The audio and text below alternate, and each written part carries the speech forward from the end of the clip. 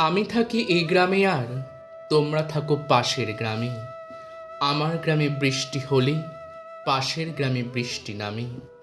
দুটি গ্রামের একটি কুয়ো করেছে পান একই জল।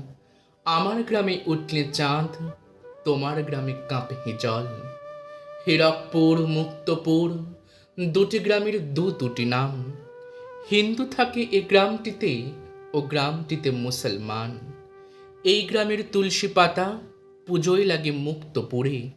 মুক্তপুরে নামাজ পড়া হীরক শোনে আরবি সুরে।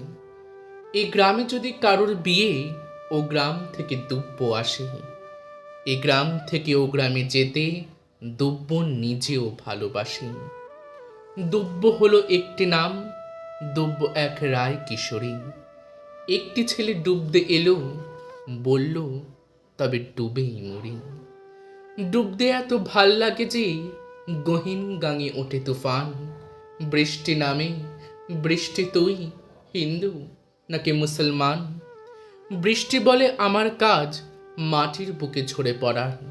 মাটির কাজ আমাকে ধরে শস্য উৎপাদন করা।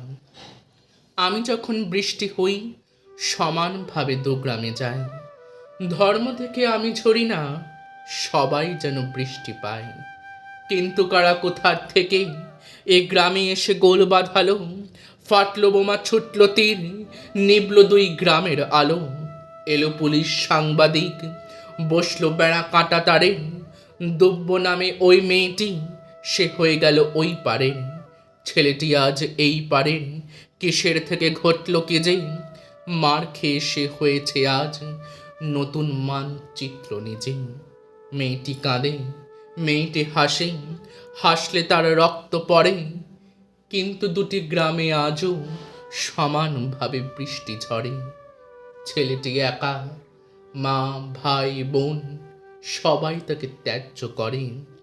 কিন্তু দুটি গ্রামের মাঠে আজও সমান বৃষ্টি পড়ে।